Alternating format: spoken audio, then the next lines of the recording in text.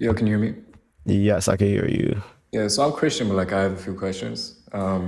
One thing, like I'm not too well educated on this, and I struggle to understand like the concept of the Holy Trinity and the fact that like Jesus has two natures, 100% divinity and 100% humanity.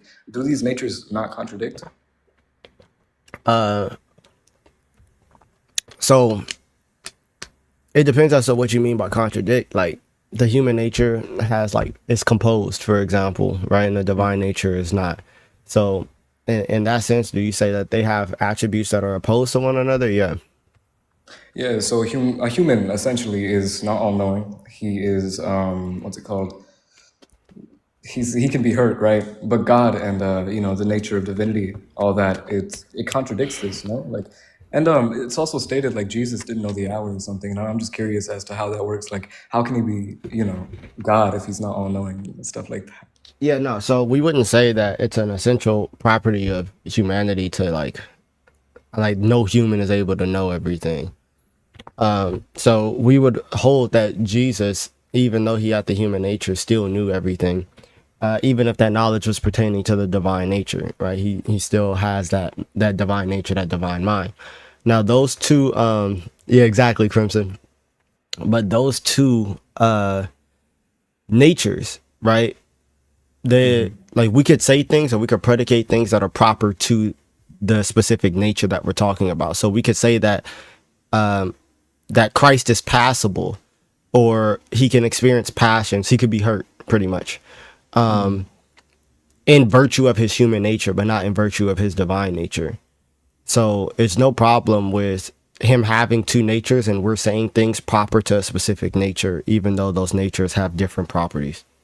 Yeah, so the fact that those natures have two different properties, if he's essentially 100% of both, how come he can be passable, but that only, that's just his human nature? If he's fully both, that's like being a square and a circle at the same time. It's two properties that contradict each other entirely. No, so when you're trying to impose this contradiction, you would say that they go against each other at the same time in the same sense, right? So if we were to say that the divine nature was both passable and not passable, then yeah, that would be a problem. But that's not what the Christian claims. So we're saying that God took on humanity. So all that which is necessary to be a human, which means that he has a physical body and soul, right? All that which is necessary to be a human, he actually took on. So human body, mind, soul, he has that. Now he still has the divine nature. So these are two really distinct natures that Christ has. Now you can say things about Christ proper to his divine nature, and you can say things about Christ proper to his human nature. Yeah, so do these natures fuse, like negate each other, or They don't are they just fuse. like coexisting within this person? Yeah, they don't fuse. They both they get their subsistence, or the human nature gets the subsistence from the divine person. Okay. I mean, yeah, I guess that was my mistake. So, I mean, yeah, if they fused or negated each other, yeah, it would be a contradiction. Yeah, they So, don't like, fuse. okay, so he's not both passable and not passable? Yeah, but no, so you can say that Christ is both passable and not passable, but he's passable insofar as the human nature, and he's impassable insofar as his divine nature. So the only way it would be a contradiction is if you're saying something about a thing in the same sense or in the same respect. So if you're saying that his divine nature is both passable and not passable, then yeah, that's an actual contradiction. But if you're saying, oh, pertaining to his human nature, he's passable, and then in another respect, because pertaining to his divine nature, he's impassable, then there's no problem there. Okay. Yeah, I mean, that's the only question I had. I appreciate your answer, though. Makes sense to me. Okay, cool. God bless, man. Yeah, God bless. Uh, what's the deal? Answers? What's going on, man? Not much. Just having a good day. I'm blessed, man. Like, Amen. you don't usually come on this time of day. Yeah, no, my fiance told me to go live, so Oh, Yeah. I yeah, guess you got to do what you need to do then. yeah. I'm Protestant right now, kid too. Um, what's up, Miles? Hey man, how are you? I'm good. Amen. What's up? So, personally, I'm not a Christian, but I've done a fair bit of research on it. Personally, I think there are just a few too many contradictions in logical and faith based.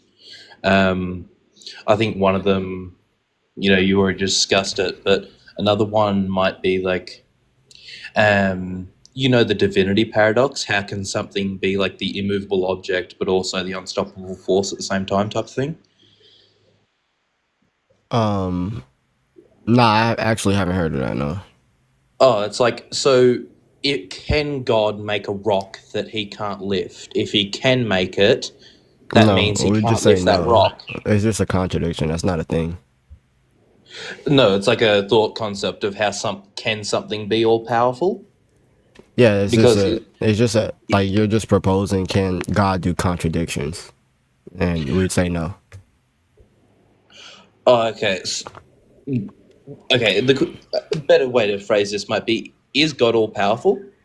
Yeah, but what do you know what all powerful means?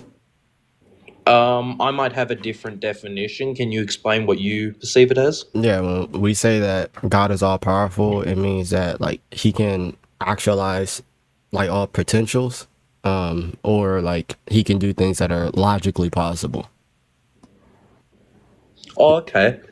Yeah, that makes sense, but how does that make sense for miracles? Does that not Are miracles not things that are outside the logical realm? No, Like making a blind man see again? no. So a blind man seeing is logically possible, just like a pig flying is logically possible. So when you're talking about possibility, you're gonna have to figure out as to what modality you're speaking about. So there's different modalities. So for example, a pig flying is what's called nomologically impossible or like naturally impossible according to the natural laws. Probable. Right. Yeah, it's nomologically impossible, but there's no problem with God breaking nomological laws, right? Mm. Physically impossible things, there's no problem with that. Now, logically impossible things means that it entails some type of contradiction. Same with nomological, but it's just going to be strictly to the physical. Now, in logical laws, you're going to say like your question pretty much, or can God create a squared circle or a married bachelor? No, those are contradictions. Those are things that just can't exist regardless.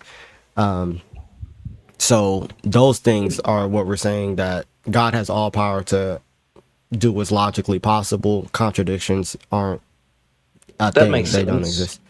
But But nomological laws can be broken. but wouldn't bringing the dead back to life fall outside of that, because that is like a logically impossible thing? Death is the absence of life, and you cannot have death and life. And like once you're, yeah, like it's not a logically possible thing, is it not? No, dead people come back to life all the time. It's people Well, who have coded out and then been resuscitated and life be breathed back into them. It's not a logical impossibility. yeah, but like the those people are usually like a couple hours dead, like at most. I still, either way, death is still death, and according to your definition, it's the absence of life, and you're saying that you can't be both alive and dead. So if that person is dead for whatever amount of time, technically, by your definition, it should be impossible for them to come back to life. Oh, okay. So like, let's say my arm's gone. Like, there is no universe where that's like it could come back. There's no way in within nature's laws. But does that mean he can like just rewrite nature so you would be able to have your arm back? Yeah. So in regards to nomological, so that's under like a nomological modality, right? So you're talking about the physical laws or the laws of nature. God can override those things to bring about some greater end. Okay. Okay. So, like, is there any evidence to maybe the reason I don't think that's logically possible is I don't see any reason why that could exist? Or is that just something that, you accept this as a fact because it's backed up by other verifiable facts? Well, I mean both. So in regards to like God being able to actualize all true potentials, right? When you run an argument for, or like one of my favorite arguments for the existence of God is going to show that he's able to actualize all true potentials. So logical contradictions aren't true potentials, they aren't things. So Yeah. yeah, we wouldn't say that God can do contradictions, but things like I don't know, making somebody's eyes come back is not a logical impossibility. So he will fall under that realm in which God is able to actualize and God is able to do. So you could like logically deduce that God is able to do miracles like that, especially like the physical things.